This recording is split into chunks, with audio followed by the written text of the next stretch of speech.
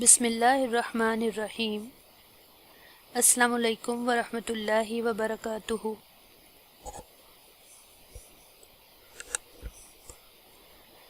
میں Mrs Nausheen Azad, subject specialist Arabic, divisional public school and inter college Sahiwal کی on line classes میں آپ کو خوش آمدید کہتی ہوں۔ عزیز طلباء، آج ہم جو سبق پڑھنے لگے ہیں اس کا عنوان ہے سورۃ الاخلاص مع قواعد تجوید، میم ساکن کے قاعدے اور نون کتنی۔ اس سبق میں آپ سورہ اخلاص کے قواعد تجوید سے آگاہی حاصل کریں گے، اس کی درست قرأت سیکھیں گے اور اس کے ساتھ ساتھ میم ساکن کے قواعد اور نون کتنی سے متعلق بھی جان سکیں گے۔ آج کا ہمارا جو سبق ہے اس کی منتخب سورۃ الاخلاص ہے۔ سورۃ الاخلاص قرآن پاک کا 1/3 ہے۔ احادیث سے ہمیں پتہ چلتا ہے کہ اگر ہم سورہ اخلاص کو 3 مرتبہ پڑھیں تو ایک بار مکمل قرآن پاک پڑھنے کا ثواب ملتا ہے۔ سورہ اخلاص میں اللہ تعالیٰ کی وحدانیت بیان کی گئی ہے۔ کفار نبی صلی اللہ علیہ وسلم سے رب کے بارے میں پوچھتے تھے کہ آپ جس رب کی بات کرتے ہیں، جس اللہ تعالیٰ کی بات کرتے ہیں، اس کا انٹروڈکشن کروائیں، آپ کا رب کون ہے؟ تو یہاں اللہ تعالیٰ کا تعارف بیان کیا گیا اس صورت میں۔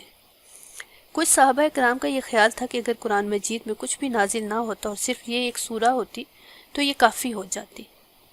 اس سورہ میں بتایا گیا ہے کہ اللہ ایک ہے، اللہ بے نیاز ہے، نہ تو وہ کسی کا باپ ہے اور نہ وہ کسی کا بیٹا ہے اور کوئی اس کا ہمسر نہیں، یعنی اللہ تعالیٰ خالق ہے، اس کی کوئی مثل ہی نہیں۔ ہم نے پہلے بھی پڑھا جیسا کہ لیس کمثلہ شیء، تو یہ اللہ تعالیٰ کا تعارف ہے، نہ تو وہ کسی سے پیدا ہوا نہ اس سے کوئی پیدا ہوا، وہ بے نیاز ہے، اس کا کوئی ہمسر نہیں۔ سورہ اخلاص وہ سورہ ہے جو ہر روز ہم پڑھتے ہیں، اپنی نماز میں بھی پڑھتے ہیں، اس لیے اس کی درست ادائیگی کا سیکھنا بہت ضروری ہے۔ میں سورہ پڑھوں گی، آپ نے دھیان سے سننی ہے اور بعد میں اس کو دہرانا بھی ہے۔ سورہ دیکھیے۔ بسم اللہ الرحمن الرحیم۔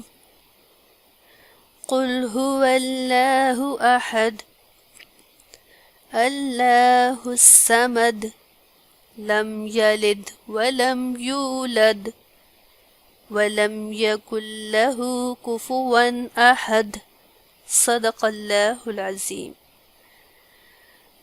اب ہم سورہ اخلاص کے الفاظ کو الگ الگ دیکھتے ہیں کہ ان میں کون کون سے قواعد تجوید بیان کیے گئے۔ سب سے پہلے لم یلد ولم یولد، اس میں میم ساکن ہے اور میم ساکن کے بعد یا آ رہا ہے، تو یہ میم ساکن کے اظہار کی مثالیں ہیں۔ یہاں ہم غنہ کیے بغیر پڑھیں گے۔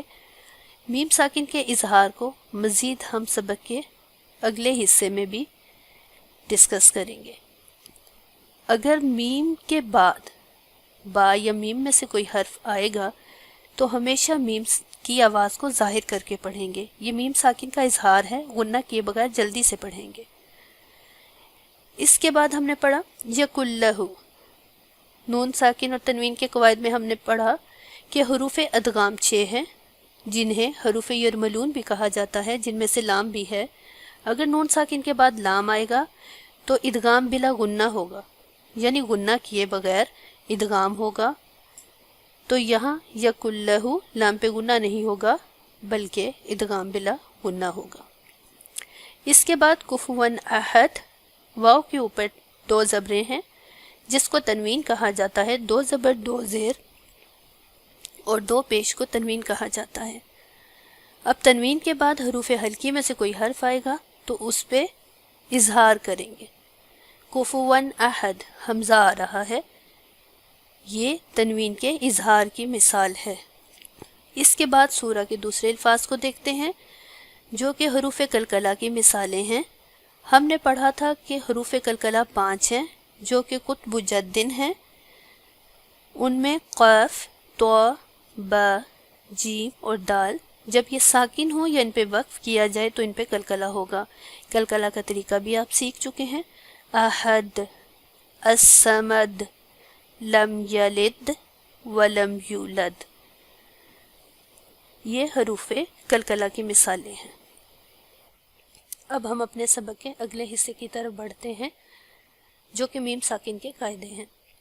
میم ساکن کے 3 قواعد ہیں جن میں اظہار، اخفاء اور ادغام ہیں۔ سب سے پہلے ہم پڑھیں گے میم ساکن کا اظہار۔ میم ساکن کے بعد با اور میم کے علاوہ کوئی اور حرف آئے تو میم ساکن کو ظاہر کر کے بغیر غنہ کیے جلدی پڑھیں گے، اس کو اظہار کہتے ہیں۔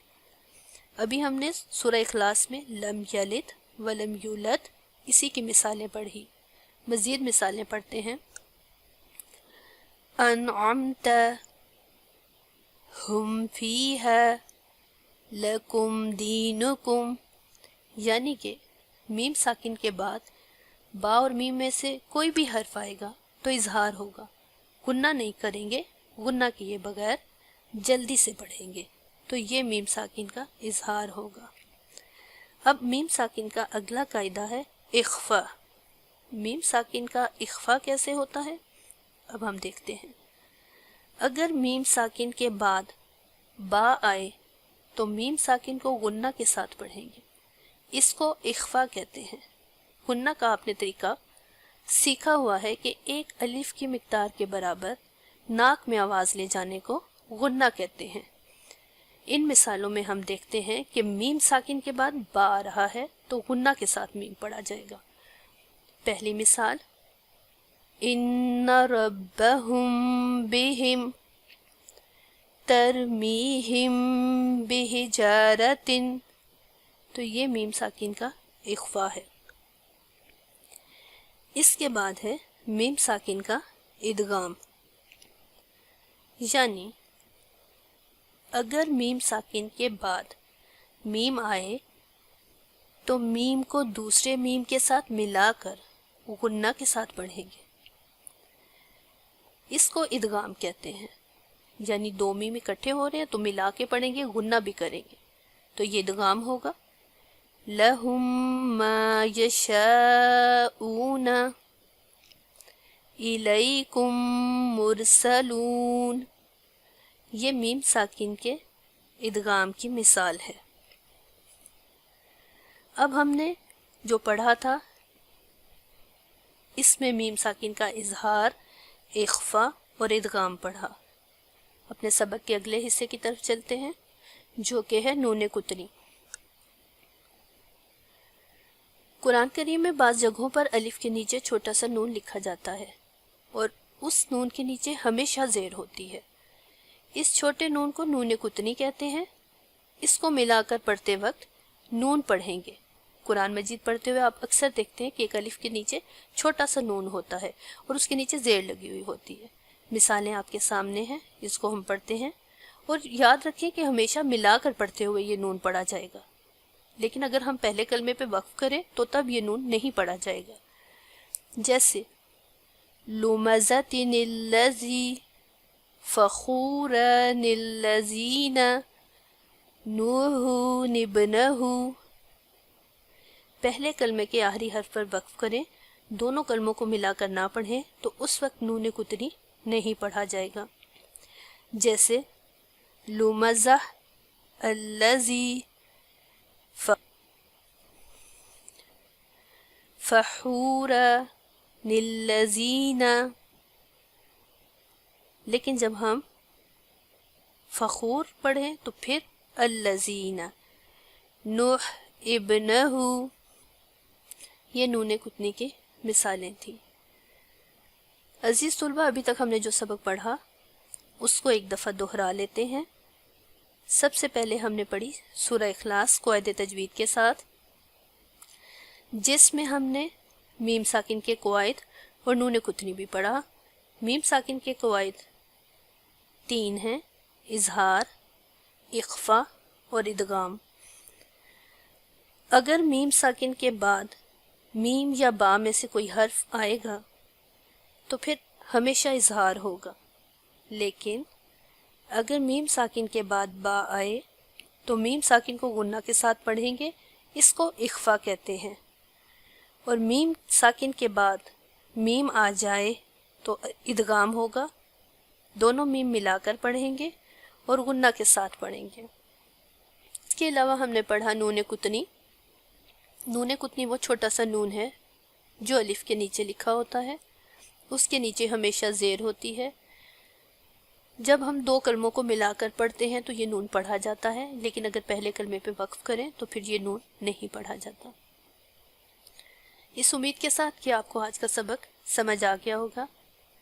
اللہ حافظ، اپنا خیال رکھیے گا۔ جزاکم اللہ خیرہ۔